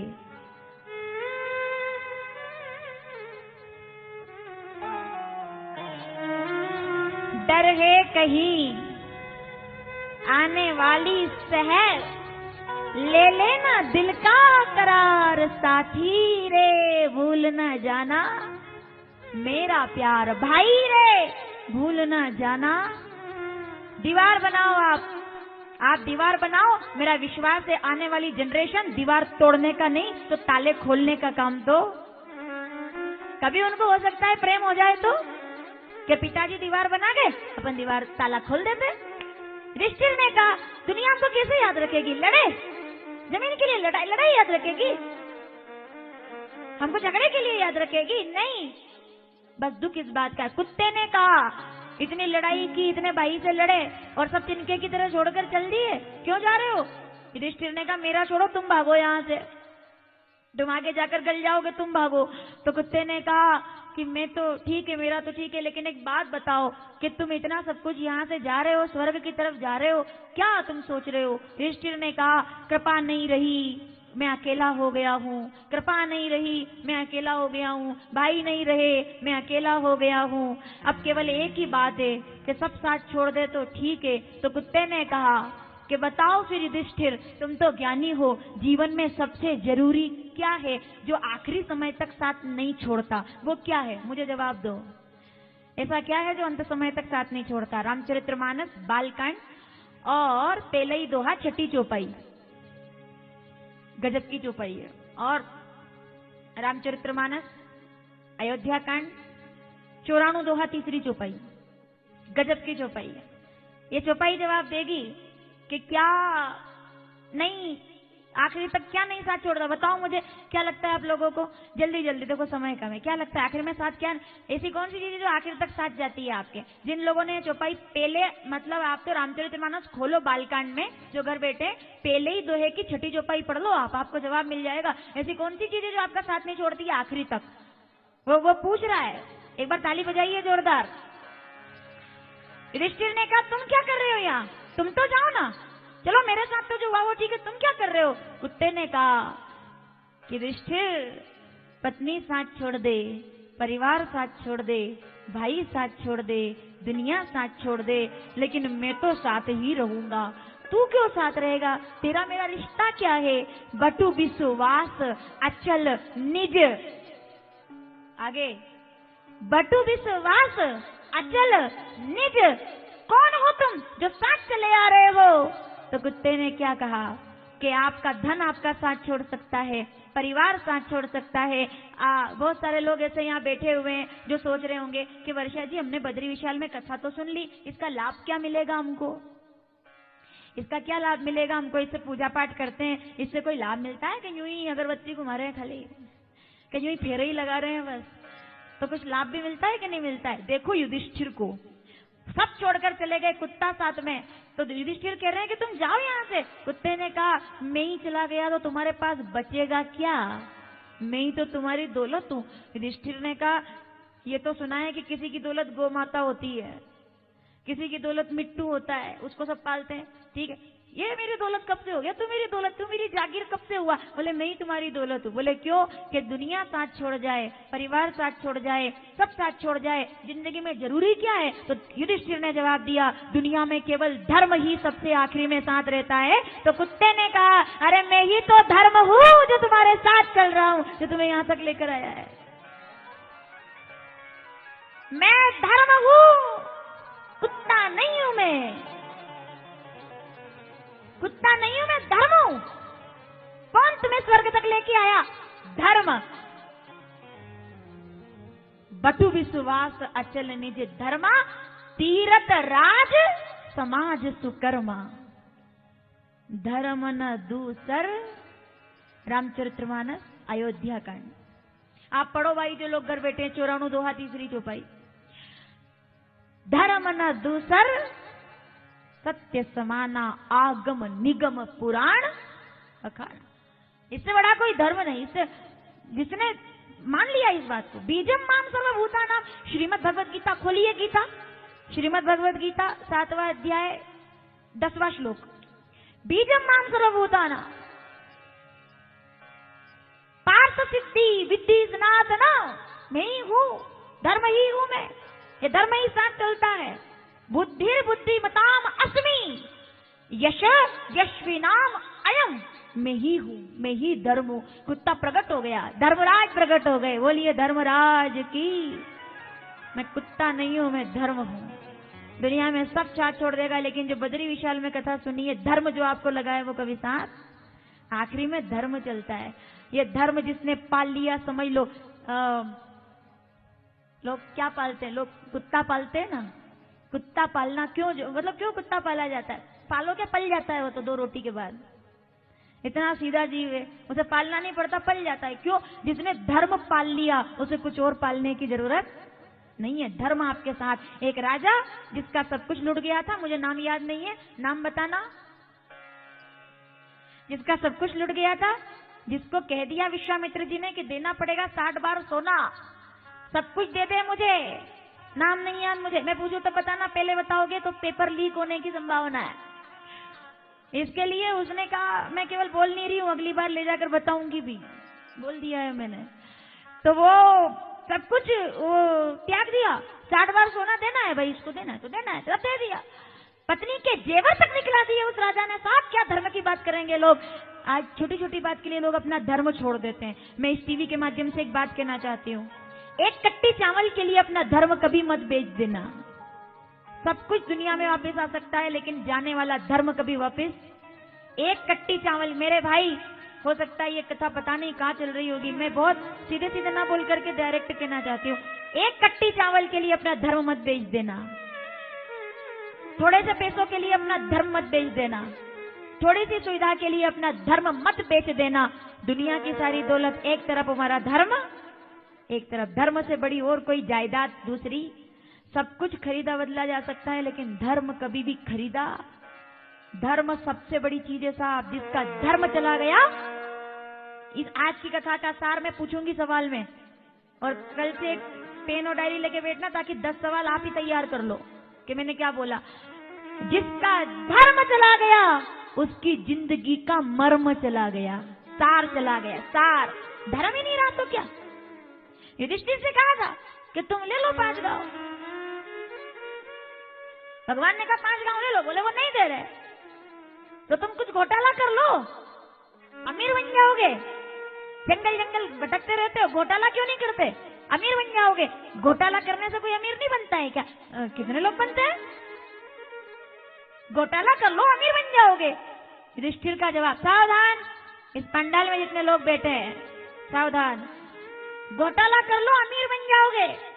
तुम्हें क्या जरूरत है, रहते वहीं पे, कर लेते घोटाला। कितने लोग घोटाला करके अमीर बन जाते हैं, खुश होते हैं। तुम भी घोटाला कर लो, अमीर बन जाओगे। मेरी कथा का सार 2 लाइन फिर लिखना। युधिष्ठिर ने क्या कहा? जमीर बेच करके अमीर बन जाना। जमीर बेच करके अमीर बन जाना। जमीर बेच के, कलयुग आएगा ना, आज पैसे में आकर बैठेगा सोने में, उसको सोने में स्थान दिया, काले धन में स्थान दिया। कौन सा पैसा? वो घोटाले वाला। जमीर बेच करके अमीर बन जाना। मुझसे कोई पूछ रहा था, एक सवाल आया था मेरे सामने, एक अच्छा सा एक सवाल था। वो सवाल मुझे अच्छा लगा, इसलिए बोल रही हूँ कि वर्षा जी, अगर कोई व्यक्ति पाप करके पैसा कमा रहा है, अपराध करके पैसा कमा रहा है, और उतना ही ज्यादा पुण्य में लगा रहा है, मतलब ठीक है भाई 10 कमा करके 2 पुण्य में लगा दिए, तो उसका क्या होता है? ये सवाल आपके मन में भी है क्या, कि अगर कोई व्यक्ति पाप करके पैसा कमा रहा है और पैसा कमाने के बाद अगर वो पुण्य में लगा रहा है, तो उसका क्या होता है? पुण्य लगता है कि नहीं लगता है? मैं कहती हूँ 100% लगता है। 100% पुण्य लगता है। अगर कोई व्यक्ति पाप करके पैसा कमा रहा है, घोटाला करके पैसा कमा रहा है, 10 रुपए का भ्रष्टाचार कर रहा है, 8 रुपए जेब में रख रहा है, 2 रुपए भगवान के मंदिर में लगा रहा है, तो पुण्य तो लगेगा, बराबर लगेगा। रिकॉर्ड कर लेना मेरी बात। जो लोग अगर वास्तव में इस बात का जवाब चाहते हो तो सुनना मेरी बात को। पुण्य तो लगेगा, 100% लगेगा, लेकिन पुण्य तुमको नहीं, उसको लगेगा जिसके साथ तुमने धोखा किया है, जिसका पैसा तुम्हारी जेब में है। गलत बात है।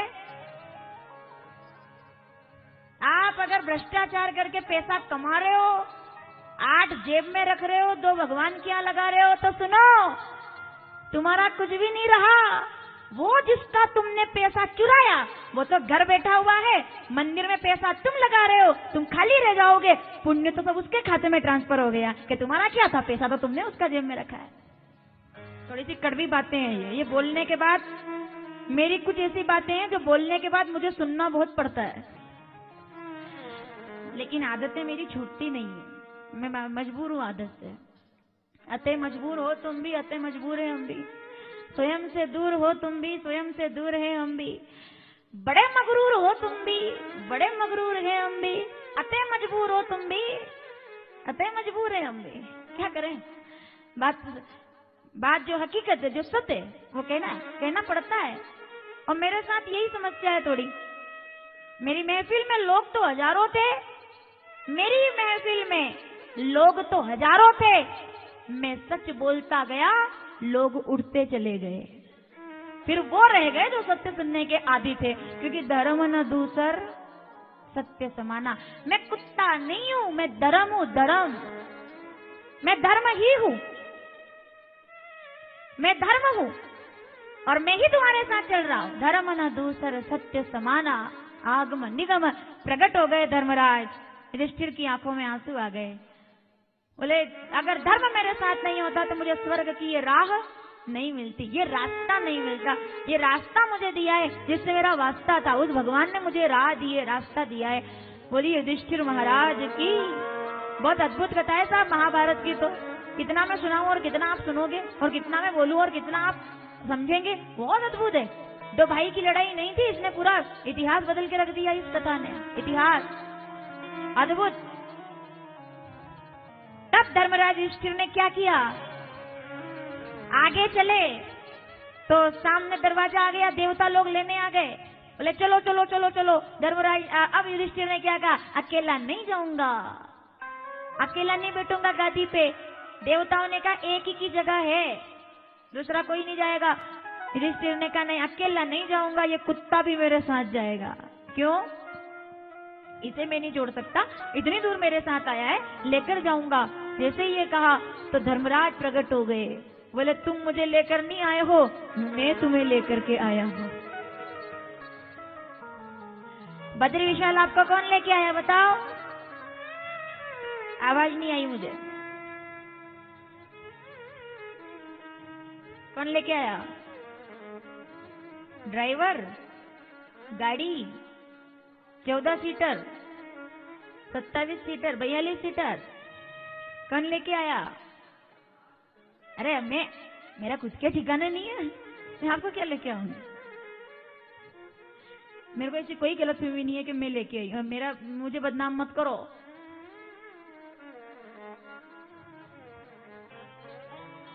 मेरे लाने से क्या होता है? मैं तो बहुत को ला रही थी, आधे ही रह गया। तो मेरे ही लाने से सब आ जाते तो सब नहीं आ जाते? मेरे लाने से क्या होता है? मैं तो जो टीवी पे देख रहे हैं आपको भी ला रही थी, मैं नहीं लाई। ये तो बिल्कुल गलत, मैं तो बिल्कुल नहीं लाई।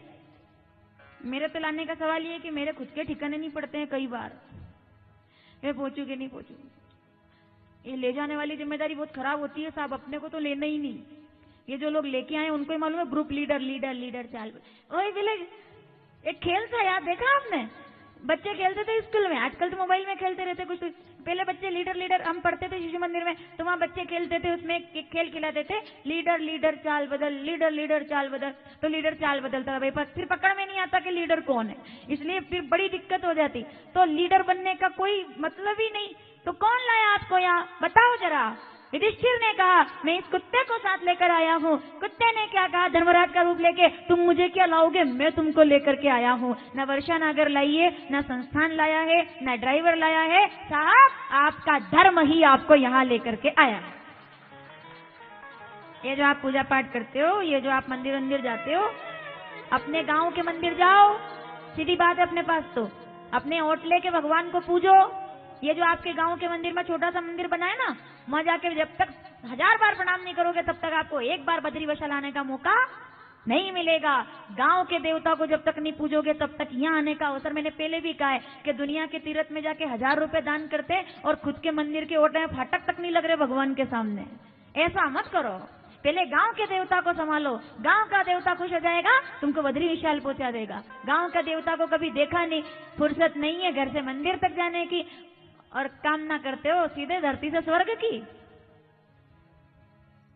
घर से मंदिर जाने का समय नहीं है और इच्छा करते हो कि बद्री विशाल आ जाओ, नहीं आएंगे। सुन लो, मैं स्पष्ट बोलने में विश्वास रखती हूँ। हाँ, हो ही नहीं सकता। आजमा के देख लो, जो इंसान जिंदगी में अपने गांव के मंदिर में नहीं गया, उसको कभी किसी गंगा में डुबकी लगाने का मौका नहीं मिलता है। यहाँ ऐसे लोग बैठे होंगे जो पूरे सावन भर तक अपने शंकर जी के मंदिर में जाते होंगे, अपनी बगलामुखी के मंदिर में जाते होंगे, अपनी हरसिद्धि के मंदिर में जाते होंगे, महाकाल को प्रणाम करते होंगे, ओंकारेश्वर को प्रणाम करते होंगे, अम्बे माता को प्रणाम करते होंगे, और बैजनाथ को प्रणाम करते होंगे, हमारे सूर्य नारायण भगवान को प्रणाम करते होंगे। उसकी पूजा का फल है कि आज आप लोग यहाँ बद्री विशाल में बैठे हुए हो। वो धर्म आपको यहाँ लेकर आया है। धर्म आगे चलता है, हम पीछे चलते हैं। धर्मो रक्षति रक्षित, जो धर्म की रक्षा करेगा धर्म। गांव के देवताओं को तो कभी पूछा नहीं, और यहाँ के 1000 रुपए की माला चढ़ जाए, फायदा क्या? नहीं। देवता गांव का, गांव हमारे पंडित लोग पूजा कराते हैं, क्या कहते हैं? गांव देवता का ध्यान करो। यहाँ गंगा जी में आयो ना, अपने गांव के देवता के लिए गंगा जल जरूर लेके जाना। ले जाओगे कि नहीं ले जाओगे?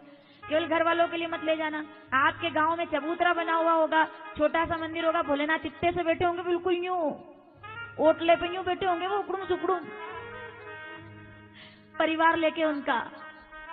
सावन में तो खूब पूजा हो जाती है, बाकी समय तो अकेले ही बैठे रहते हैं, वो अगड़ बम बम बम। आप जाओगे तो क्या करोगे? सबसे पहला जल अपने गांव के देवता के मंदिर में चढ़ाना। गांव अपना दूसरा जल आपके गांव के पीपल को चढ़ाना, क्योंकि उस पीपल का धर्म आपको यहाँ तक लेकर आया है। आपके गांव में जो पेड़ हो उसको चढ़ाना, क्योंकि नारायण उसमें बैठे हैं जो आपको यहाँ बुलाकर लाए। अगर उस नारायण ने आपको नहीं देखा होता तो इस नारायण ने, वो पीपल के नारायण ने यह सौभाग्य दिलाया है कि बद्री नारायण ने आपको यहाँ बुलाया है, उस पीपल के नारायण। यही बात है, बात बस इतनी सी है, और कुछ नहीं, इतनी सी है। अपने गांव के देवता को प्रणाम, अपने गांव के पीपल को प्रणाम, मेरे गांव के बुजुर्गों को प्रणाम, मेरे गांव की छाए को प्रणाम। अभी अभी भंडावत जाकर के आई हूं मैं। भाई आप दुनिया में कुछ भी देखो, लेकिन अपना गांव तो अपना गांव ही होता है ना। अपनी गली तो अपनी गली होती है। अपना अभी भागवत चल रही थी वहां पर, तो एक दिन के लिए मुझे जाने का बहुत कम मेरा अवसर मिल पाता है, और अभी तो डूबने भी वाला है, तो मैं जाकर आई। अभी भंडावत मेरा गाँव है, नलखेड़ा के पास, जहाँ मेरा जन्म हुआ है, जहाँ मेरा परिवार रहा है, तो डूबने वाला है, बांध बन गया, तो मैं जाकर देखकर आई। अभी तो मैंने सोचा कि दुनिया में कितनी भी जगह घूमेंगे, लेकिन और कुछ याद रहे ना रहे, लेकिन ये नरसिंह भगवान का मंदिर, ये सांवरिया सेठ का मंदिर, मेरे भगवान की वो झलक, ये गली, ये सब कुछ जीवन भर याद रहेगा, क्योंकि ये दूसरी जगह मिलने वाला नहीं है। क्योंकि वो मेरा गांव, मेरी छांव, मेरी छांव, मेरा गांव, मेरा बचपन, मेरा जीवन, मेरा गीत, मेरा संगीत, ये जरूरी है साहब। तो मेरे निवेदन करने का, वो धर्मराज प्रकट हो गए, बोले चलो अब स्वर्ग गए, तो बोले मेरे भाई लोग सब लोग कहाँ हैं? बोले वो तो अपना अपना भोग रहे हैं। बोले एक झलक, तो जब निकले तो थोड़ा सा नरक देखा। तो धर्मराज ने कहा मुझे नरक क्यों दिखा रहे हो? बोले आपने भी तो कहा था कि अश्वस्थामा हतो नरो आ कुंजरो। नहीं बोले होते तो नरक नहीं देखना। एक बार का झूठ भी इंसान को नरक का भागी बना देता है, एक बार का झूठ भी। धर्मराज ने कहा गलती हो गई, मुझे झूठ नहीं बोलना चाहिए था। 1 सेकंड के लिए नरक देखा, घबरा गए, आ गए स्वर्ग में। तो मैं कहना चाहती थी कि चेतना के स्वर्ग की पगडंडी बद्री विशाल से प्रारंभ होती है। और सावधान, यहाँ कोई रास्ता नहीं है जिस पे आप चल के जा सकते हो। स्वर्ग ही एक ऐसी मंजिल है जिसका रास्ता खुद को बनाना पड़ता है। ये रास्ता बना बनाया नहीं मिलेगा, बनाना पड़ेगा। सब छोड़कर परीक्षित को राजा बना दिया। वही परीक्षित है, ये उत्तरा के गर्भ में थे। कौन परीक्षित? अभिमन्यु के बेटे, उत्तरा की संतान। अश्वत्थामा ने जब द्रौपदी के 5 बेटों का वध कर दिया तो भगवान के निर्देश पर अर्जुन ने मणि छीन ली और उसे ऐसे ही चलता फिरता कर दिया। तो उसने उत्तरा के गर्भ पर ब्रह्मास्त्र छोड़ दिया। तो वो घबराई, प्रभु रक्षा करो देव देवो जगतपते, पाही पाही महायोगिन देव देव जगतपते, रक्षा करो। तो प्रकट हो गए भगवान, परीक्षित की रक्षा कर दी, ब्रह्मास्त्र का खंडन करवा दिया और राजा का जन्म हो गया। बड़े हुए, इधर 5 पांडव आ गए तो ये बन गए राजा। जब ये राजा बन गए तो 31 वर्ष तक शासन किया और एक दिन कलयुग सामने आ गया। 4 स्थान दे दिए, जिस घर में भगवान का मंदिर ना हो तो वहां रहना, धर्म ना हो वहां रहना, वैराग्य ना हो वहां रहना, तुलसी पूजा ना हो वहां रहना, राम नाम अंकित ना हो वहां रहना। चलते चलते बोल देती हूँ, जिस घर के बाहर स्वास्तिक ना बना हुआ हो तू वहां रहेगा। अपने घर के बाहर धर्म चिन्ह होना चाहिए। समय है तो बता दूं मैं, है अभी ठीक। आप जाते ही सबसे पहले क्या करोगे, हम सनातन धर्मी हिंदू हैं, अपने घर के बाहर स्वास्तिक होना चाहिए, गणेश जी का एक चित्र होना चाहिए, बहुत जरूरी है ओम होना चाहिए, ताकि निकलने वाला व्यक्ति देख ले कि ये किसी सनातन धर्मी का घर है। तुलसी का क्यारा होना चाहिए, स्वास्तिक होना चाहिए। आपके घर के बाहर, अंदर तो जाना ही नहीं पड़े। हनुमान जी महाराज अंदर झांकने नहीं गए थे कि विभीषण अंदर सो रहा है, वो तो राम नाम अंकित अति सुंदर धनुष बाण देख के समझ गए कि ये राम जी का घर है और ये मुझे जलाना नहीं है। आपके घर के बाहर आप स्वास्तिक बनाइए, ओम बनाइए। माताएं तो पूजा करती है तो वो छापा, इससे क्या पता चलता है कि भैया इस घर में दशा माता की पूजा, दशा माता पूजा करते हो ना, तो उस दिन बनते हैं ना। नहीं मुझे ज्यादा नहीं पता है, मम्मी सब करती रहती है, तो अपने को थोड़ा लड़ाई। वो छापा नहीं है, वो इस बात का सबूत है कि इस घर की माताओं ने धर्म किया है, इनने पूजा की है, इनने वो व्रत किया है जो रात भर लाइन में खड़े होकर के पूजा शीतला सप्तमी की करने जाते हो। 1 लोटा जल चढ़ाने के लिए रात भर खड़ी रहती है, रात भर। ताली बजाओ इनके लिए जोरदार एक बार। इनका धर्म आपको ले आया, नहीं तो अपन ने तो खाली बस समाचार ही देखे हैं। ये रात भर खड़ी रहती है, शीतला सप्तमी पे करते हो ना ऐसा, रात भर 3 बजे लाइन में खड़ी हो जाती है। हमारे नलखेड़ा में तो इतनी प्यारी व्यवस्था है शीतला मंदिर की। नलखेड़ा के लोग टीवी देख रहे होंगे, उस संस्था को, शीतला माता मंदिर समिति को मैं बद्री विशाल की नगरी से धन्यवाद देना चाहती हूँ कि नंबर से नंबर लाता है नंबर, और हजारों माताएं अपने अपने नंबर पे पूजा करती है, व्यवस्थित पूजा करती है। हजारों लोग रहते हैं नलखेड़ा में, सब माताएं विधि विधान से पूजा करती है। एक बार शीतला सप्तमी के उस त्योहार के लिए शीतला मंदिर समिति के लिए जोरदार ताली बजा दें। आप भारत भर में जितने भी समितियां हैं, इनके लिए अच्छी व्यवस्था करो। माताओं के लिए जैसे नलखेड़ा में वैसे सब करो। नंबर बांट दो कि भाई आपका 21 नंबर पे नंबर आएगा तो वो पूजा कर सके। रात भर इंतजार करती है, धर्म लेकर आती है, और इस धर्म से हम बद्री विशाल आते हैं। तो भैया कलयुग ने कहा, जहां धर्म नहीं हो तू रहना वहां, सोने में तेरा निवास। मुकुट में आकर बैठ गए। इधर राजा ने मुकुट लगाया, शिकार पर गए, भूख लगी, प्यास, धर्म छूट गया, और तब श्रमिक ऋषि के आश्रम में आकर पानी मांगा और नहीं दिया तो धर्म तो था नहीं, घमंड बेटा था, मरा हुआ सांप गले में डाल दिया। मरा हुआ सांप डाल करके चल दिए। तो श्रमिक ऋषि के पुत्र श्रृंगी ऋषि ने आकर देखा तो तुरंत जल में हाथ लेकर के कहा, इतिलंघित मर्यादम तक्षकम सप्तमे अनि, जिस राजा ने मेरे पिता का अपमान किया 7 दिन के बाद तक्षक दंश देगा और उसकी मृत्यु हो जाएगी। श्रमिक मुनि ने आंखें खोली तो कहा, उस राजा को सूचना करवाओ, ये गलत हो गया है। महामंत्री ने कहा, महाराज 7 दिनों का समय है, अब आप मरने वाले। तुरंत घर छोड़ा और आ गए शुकताल। संतों के पास आकर के कहा, अब मेरा और कोई नहीं है, कृपा करो। तो प्रार्थना की, सुखदेव बाबा पधारे। राजा ने पैर पकड़े और प्रार्थना कर रहे हैं। आइए हम भी छोटी सी वंदना कर ले और उसके बाद हम आरती करता है। अब कोई ना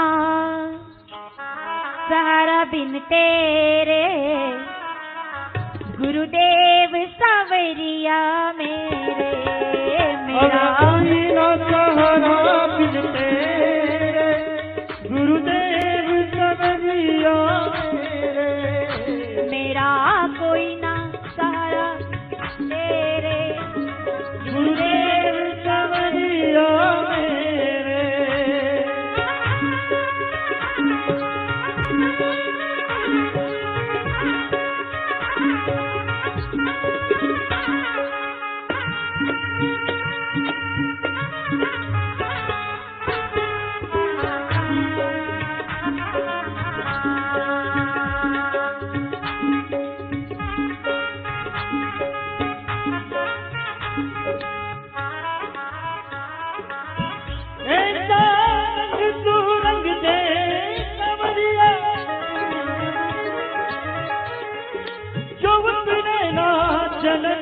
जन्म तक नाम तू अपना लिखते कन्हैया मेरे सारे बदन पर।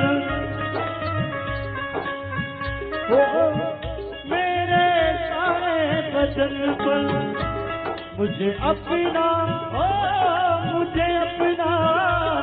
मुझे अपना बना कर देखो एक बार सावरे, मुझे अपना बना कर देखो मेरे यार सावरे।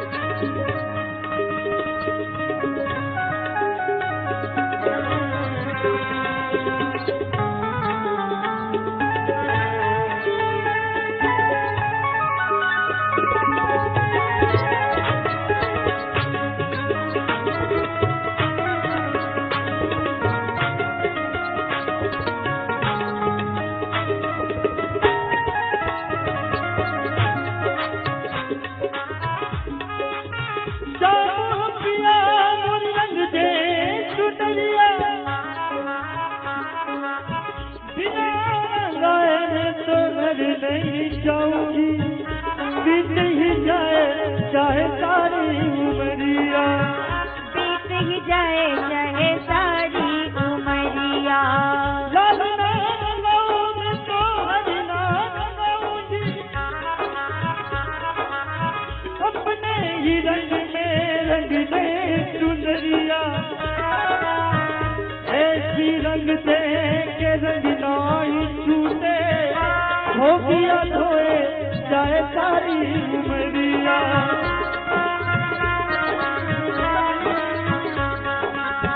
नहीं मंगो तो मौन ही मंगा, सच में खुली है प्रेम बजरिया, सुंदरी को मोड़ के तो यमुना पे जाऊंगी, चांद की मुँह पे पड़ेगी नजरिया, और चांद की मुँह पे